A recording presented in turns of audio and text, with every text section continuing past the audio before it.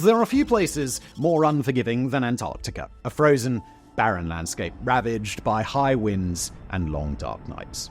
At the center of this bleak, merciless continent lies the South Pole, which by the early 20th century was one of the last places on Earth yet to be reached by humans. Among the several expeditions to Antarctica that were launched around this time, some succeeded and others failed, but none were as ill-fated as the harrowing journey led by Ernest Shackleton. With his ship broken and stranded in the icy abyss, thousands of miles for any possible rescue, the trip would have meant certain death for most crews in history, but Shackleton, he was no ordinary leader. And today we're going to dive into one of the greatest tales of survival in human history, where on the roughest seas and uncharted mountains, the crew refused to let go of their last shreds of hope, where mental and physical endurance of the human body were pushed beyond their limits, and where every decision carried the weight of life or death. Now, before we get to the fateful journey that we'll be discussing today, it's important to note that it wasn't the first time Ernest Shackleton had been to Antarctica. Born in Ireland and raised in England, Shackleton's adolescence was plagued with a craving for adventure, and despite his natural academic excellence, he had no interest in furthering his studies. When he was 16, he got his first glimpse at life on the sea, landing a position as an apprentice on a merchant ship. From there, he quickly rose in both rank and popularity. In 1902, Shackleton ended up on the crew of the Discovery, a ship destined for the frozen continent with scientific research as their primary goal. This period of history was known as the heroic age of Antarctic exploration, a few decades where 10 nations on Earth sent 17 major expeditions to Antarctica in the hopes of making history, and the United Kingdom was at the forefront of this race. Of course, the ultimate goal was to eventually reach the South Pole, but the Discovery expedition wasn't quite ready for that yet. After setting foot on the continent, the captain chose Shackleton as the one other crewmate to accompany him on a southward march in an attempt to reach the new southernmost latitude in Antarctica. The team did achieve their stated goal, reaching a new record farthest south latitude, but the return trip slowly devolved into a nightmare. The first of these problems came with the dogs, who were critical to pulling the supply sleds across the frozen ground. At some point, the dogs' food supply became contaminated, and all 22 of them died, leaving the crew to pull their own supplies. Ultimately, all 3 men would suffer from scurvy, frostbite, and snow blindness, but Shackleton's condition was the worst of the 3. Ailing from a constant cough, constantly out of breath, and overall weak, he was in such a terrible state that the other 2 feared he wouldn't survive the 160-mile return trip. But he did survive, and the team returned to the ship a little more than 3 months after they'd left, before safely departing home. In January 1908, Shackleton set foot on Antarctica once again, this time as part of the Nimrod expedition. This trip, once again, saw a small party venture southward and break the latitude record once more, getting just 112 miles from the South Pole. They also became the first to climb Mount Erebus, Antarctica's most active volcano. Once again, though, the harshness of the continent struck the team as fierce storms slowed their return march. At one point, they realized they were so far behind pace to return to the ship that they would run out of food long before making it back. Daily rations were cut in half to save food, and the hungry team pressed on. It was during this race against starvation that everyone got a glimpse into the kind of leader that Shackleton was, as at one point he gave his one daily biscuit to Frank Wild, who had fallen ill with dysentery. Frank later wrote in his diary, "All the money that was ever minted would not have bought that biscuit, and the remembrance of that sacrifice will never leave me." Soon after, the entire party came down with severe enteritis, likely from tainted horse meat. But despite the fever, body aches, diarrhea, and nausea, they had no choice but to continue. Resting in one place for too many days would not only ruin their food supply even shorter, it could also cause the crew waiting on the ship to assume their deaths and leave without them. Shackleton wrote, "We are so thin that our bones ache as we lie on the hard snow." Finally, after weeks and weeks of marching through icy winds on empty stomachs, the team caught a break, reaching one of their supply depots that had recently been resupplied by the main crew. Food was no longer an issue, but there was a bigger fear now, the fear of being completely abandoned in Antarctica. Before departing on their southward trek, Shackleton had instructed the crew of the Nimrod to sail home if he didn't return by March 1st. This was now only a few days away, and they were still 38 miles from where the ship had been anchored. To make matters worse, a blizzard then rolled in with such intensity that the 4 men were forced to shelter in place for 24 hours. After the storm cleared, they rushed to catch their ride home, but one crewman, Marshall, collapsed from exhaustion, unable to take another step. Shackleton made the split-second decision to leave Marshall where he fell, with one other crewman staying behind to keep an eye on him, while Shackleton and Wild continued ahead as quickly as they could. They reached the bay on the night of February the 28th and set fire to a shelter to catch Nimrod's attention. Soon after, the ship came into view and took them on board. A team was then sent to rescue the 2 other members further behind on the trail. Shackleton had reached the coastline and gotten the ship's attention, likely just hours before they'd departed. Any later, and the four would have been doomed to a frozen death at the bottom of the world. After returning from his narrow survival on the Nimrod expedition, Shackleton was hailed as a hero in the United Kingdom and was even knighted. However, his achievement was soon overshadowed when in 1911 Norwegian explorer Roald Amundsen became the first to reach the elusive South Pole. The ultimate goal had been reached first by someone else, leaving Shackleton to chase a new goal. His dream was to now not only reach the South Pole, but to continue past it and become the first to cross the entirety of Antarctica from coast to coast. For months, he spent his time fundraising and contacting wealthy investors, as well as advertising for a crew. Ultimately, he received more than 5,000 applications. By August 1914, he was ready to depart and set sail for Antarctica the same week that the UK entered the First World War. The voyage involved 2 ships, each carrying 28 men. The first was the Endurance, which would sail to the coast near where Shackleton's previous expeditions had taken place. It then carried on to the place that the team would disembark. The second ship, Aurora, would sail around Antarctica and land on the opposite side of the continent, where the crew would march inland just a bit and set up a supply depot for Shackleton to reach during the final leg of the crossing.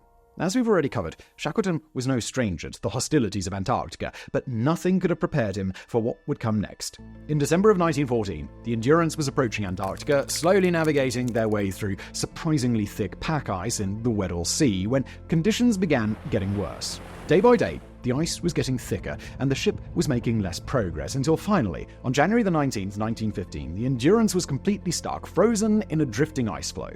Initially, the crew did their best to chip off the ice with whatever tools they had, but it was simply too thick to fight. Realizing that they'd be frozen in place until the ice would thaw 8 or so months later, Shackleton ordered the men to transform the ship into a winter shelter. Something similar had happened to a ship known as Deutschland just a few years earlier, which after 6 months being trapped in pack ice was able to break free and sail off. Shackleton had great hopes that they could achieve the same, and so they all remained in place for nearly all of 1915. To keep spirits high, Shackleton ordered his men to maintain a strict exercise regimen, set up allotted time for games and entertainment, and even led the crew in singing songs.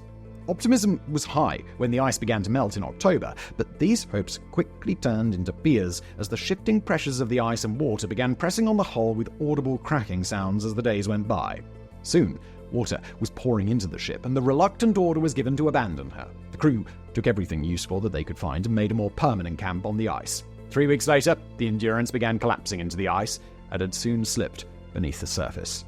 Everyone was now stranded on this drifting ice floe, not only thousands of miles from home or rescue, but not even close to the coast of Antarctica itself. The scariest part is that no rescue team would even be sent, as nobody had any clue that they were in danger. For nearly 2 months, they remained on this chunk of ice, as Shackleton hoped that it would drift to Paulet Islands, which not only had old stores of food on it, but also a bustling penguin population that could prove to be a long-term source of nutrition. The only problem was, Paulet Islands was still 250 miles away. After months drifting at sea, the ice floe had drifted just 60 miles from the island, and Shackleton decided it was worth an attempt to cross the sea ice on foot to reach her. In preparation for this march, all of the weakest animals were shot, including the carpenter's cat, Mrs. Chippy, and a puppy that had become the surgeon's pet.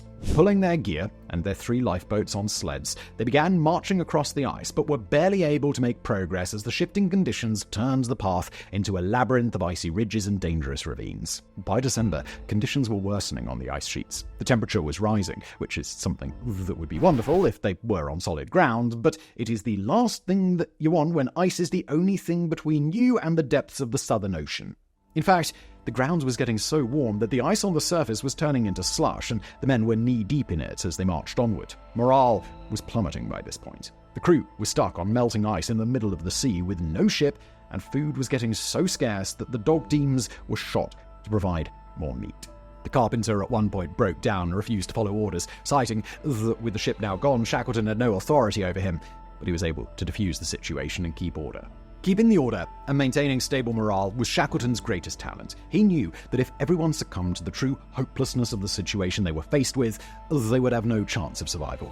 He had to keep a glimmer of hope alive in the men, even if he barely had a glimmer for himself. The attempted ice march came to an abrupt end in April when the melting ice began breaking the ground beneath their camp. There was now no choice but to pile everyone into the 3 lifeboats and make a daring journey to the nearest land. Out of 3 or 4 available options, Shackleton decided that they had their best chance of reaching Elephant Island, located near the Antarctic peninsula. Now back at sea, the crews struggled to row through the channels of water in the frozen maze, often getting trapped by ice or pulled up onto it entirely, and had to wait for breaks to appear where they could rush through. Covered in icy seawater and little food left, the conditions were nothing short of miserable, and at the mercy of the winds, there was a constant fear of being swept into the open sea and lost forever. During a tumultuous thunderstorm, one of the lifeboats, the Dudley Docker, was pulled away from the group and tossed into the darkness. Miraculously, after more than 3 days straight of rowing in the most dreadful conditions imaginable, the 2 remaining boats made it to Elephant Island, and as their shivering crews disembarked, still mourning the loss of their friends at sea, someone called attention to the horizon where the 3rd lifeboat was spotted, making its way to the shore. All 3 lifeboats made it to Elephant Island with their crews still intact, an almost unbelievable achievement. However, there still wasn't much joy to be found about standing on solid ground for the first time in a year and a half. Elephant Island is little more than a glorified iceberg, a mountainous chunk of land almost completely covered in permafrost, with absolutely zero native plant life and only occasionally visited by a few animals in certain seasons. The men also made a new permanent camp on a gravelly beach at the north face of the island. But as we said, Elephant Island is no place to call home, especially since there weren't even any nearby shipping or whaling routes to hope for an accidental discovery. With only a few weeks' worth of supplies left, Shackleton knew that they would have to find help if there was any chance of rescue, and so he put together a plan for one of the most dangerous and daring journeys ever attempted in all history. The nearest help was a port in the Falkland Islands, but the winds were blowing the wrong way to attempt a trip with only a lifeboat. And so it was decided that the most realistic help could be found in whaling stations on the island of South Georgia to the northeast, a jaw-dropping 800 miles away from Elephant Island. The carpenter, who had previously clashed with Shackleton, got to work on one of the lifeboats, called the James Caird, doing his best to make it more seaworthy. Seal blood and lamp oil was used to coat and waterproof his works, with makeshift wood and canvas that had been pulled off Endurance, and a new 2-sailed mast was added using parts taken from another lifeboat. 5 men were selected to accompany Shackleton on the seemingly impossible voyage, including his most skilled navigator, Worsley, and surprisingly, the carpenter McNish, who volunteered as he would be indispensable in maintaining the ship's integrity on such rough seas. Shackleton's choice for the crew was a bit peculiar, as it seemed he had selected a few of the more rebellious members. In hindsight, it's believed that this was a deliberate strategic move to keep potential troublemakers under his own personal watch, instead of leaving them on the island unsupervised, where they could have easily stirred up discontent. As the lifeboat departed, Shackleton placed Frank Wild in charge of the camp on Elephant Island, the same man he had given his biscuit to during their race against starvation several years prior. This was a man whose loyalty he knew he could count on. By midnight, the James Caird had gotten clear of Elephant Island and her surrounding ice, and now the real challenge had begun. Ahead of them lay more than 700 miles of open ocean, the water just above freezing, the high winds piercing them to their core, and the waves some of the roughest in the world, especially once they reached the dreaded Drake Passage. If they were somehow able to survive the waves, success of the trip would entirely depend on Worsley's navigation, despite him being armed with only a sextant and a map. If his calculations had been off by just a degree, they would be so far off course that they would never even catch a glimpse of South Georgia Island, and the next nearest land after that would be South Africa, far too distant for the crew to even survive the journey, let alone return to save their comrades on Elephant Island. The entire trip was a desperate shot in the dark, but this was their only choice. The 6 men on the James Caird took turns in 3-man shifts, with one managing the sails, one guiding the helm, and the other constantly bailing water. Worsley's calculations, based on brief glimpses of the sun over the horizon, and in his own words, a merry jest of guesswork, showed after a few days that they were 128 miles north of Elephant Island, and their course was then shifted eastward to head directly towards South Georgia. During the second leg of the journey, the weather struck hard. First, the temperature rapidly plummeted below freezing, and every man had to crawl out onto the deck with hatchets and chip away the ice so that they didn't suffer the same fate as the Endurance. Then winds were so dangerously high that they were forced to use a sea anchor to remain relatively still for 48 hours. But the worst came on May 5th, when the seas were so rough that Shackleton wrote, we felt our boat lifted and flung forward like a cork in breaking surf. They'd been at sea for more than 2 weeks now, and it was taking a heavy toll on the men, especially one man, Vincent, who had collapsed and was no longer participating as part of the crew. As they came within a couple hundred miles of South Georgia, Worsley warned Shackleton that he would no longer be sure of the boat's location with an accuracy of less than 10 miles, meaning that they now risked being swept past the island by the intense currents if they were slightly off. To minimize the chance of this, course was altered slightly, with the safer goal of now landing on the uninhabited southwest corner of the island. You can only imagine the relief they felt when on May the 8th, South Georgia became visible on the horizon, but as they approached, heavy winds made landing too dangerous to attempt. For more than a day, the crew was forced to float idly by as they waited for the weather to calm down, hoping and praying that they wouldn't capsize after making it so far. Later they'd learn that this very storm sank a 500-ton steamer that had just departed from Buenos Aires. During a brief lull in the maelstrom, a rough landing was made on a cold, seaweed-covered beach. The boat was flipped over as a makeshift shelter, and a tiny camp was set up. Against all odds, they had reached South Georgia. But now they faced a new problem, as the lifeboat was far too damaged to take back into the water, and the men were on the wrong side of the island. South Georgia is fairly a large island, and it would have taken far too long to walk along the coast, so Shackleton now had no choice but to hike across the mountains and glaciers in a direct 17-mile crossing, a route completely uncharted as it had never been previously attempted. Shackleton and 2 men set out on the adventure, armed with a bit of rope, a carpenter's tool known as an adzer, and screws that they'd shoved into the soles of their boots for added grip on the ice. They then hiked over snowfields, glaciers, mountains, all of which had never been touched before by human hands. After nearly reaching the summit of one of the peaks, they then slid down an icy slope, descending 900 feet in just a few minutes. At 6 p.m. the next day, they had a brief meal and continued their march. With the full moon lighting their path, they trudged on before realizing that they made a wrong turn, forcing them to backtrack several miles. Hours and hours of walking and climbing ensued on frozen and bloody feet, until they finally reached the bottom of a rocky slope. Shackleton's companions, Worsley and Crean, curled up to rest under an overhang and were asleep within seconds. Shackleton was tempted to join them himself, but resisted the urge, noting that it would be disastrous if we all slumbered together, for sleep under such conditions merges into death. After just 5 minutes, Shackleton woke them up and informs them that they'd been asleep for half an hour. Rejuvenated by the clever deception, they resumed their journey, their bodies so stiff from the brief rest that they could barely bend their knees for the next 10 minutes. After climbing the next ridge, Shackleton heard the faint sound of a whistle, which he assumed to be the signal to get the whalers out of bed. He rushed to the other 2 and told them to quietly wait until exactly 7 a.m., which is when the second whistle would be blown to call the whalers to work. Right on the dot, a faint whistle was heard. No sweeter sound could be imagined, because rescue was within reach. But the final leg of the journey wouldn't be a walk in the park. As they marched across a plateau, Shackleton noticed that his feet were suddenly wet and realized that he was sinking through the snow into the water below. As it turned out, they were standing on a frozen lake.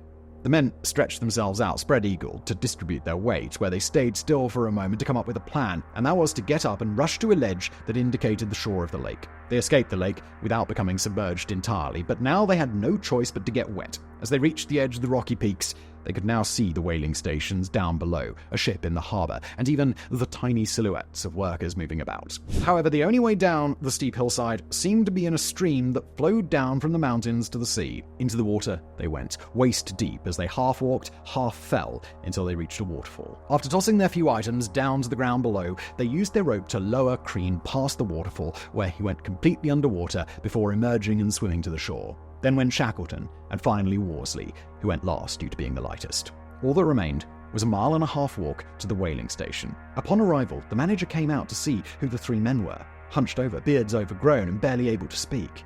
He initially seemed doubtful of their story of shipwreck and crossing the island, until his eyes finally widened in shock when one of the men put out his hand and introduced himself as Shackleton. The 3 were immediately taken in and fed, and the next day the other 3 on the opposite side of the island were picked up. But this still left 22 men stranded on Elephant Island who couldn't be reached initially due to frozen seas. Confined to one of Elephant Island's rocky beaches now for 4.5 months, and with the seals and penguins having long left or been hunted out, the crew was now subsisting off of putrid leftover meat scraps and mollusks that they fished for with their bare hands in the shallow waters off the coast. During their time here, one of the men would survive a heart attack and another would develop severe frostbite on his toes. These had to be amputated as best they could do in the situation. Frank Wild had been instructed to make another boat journey to a third island if Shackleton didn't return by a certain time, something that none of the men wanted to even attempt, especially without their leader. Finally, in October 1916, Shackleton reached Elephant Island, commanding the ship Yelcho, which had been loaned to him by the Chilean government. Everyone was evacuated and taken back to Chile. Miraculously, not a single life was lost of the original crew of Endurance. At every step of the way, Shackleton had defied death. He kept his crew's morale up as they sat on the ice, giving them tasks and hope to keep their minds occupied. He succeeded in one of the most dangerous boat journeys ever undertaken in some of the worst weather imaginable, and to top it all off, he crossed uncharted mountains and glaciers for 36 straight hours to reach rescue. The next successful crossing of South Georgia Island wouldn't come until 1955, and commenting about the first 3 men to do it, the team said, "I do not know how they did it, except that they had to. 3 men of the heroic age of Antarctic exploration, with 50 feet of rope between them, and a carpenter's answer."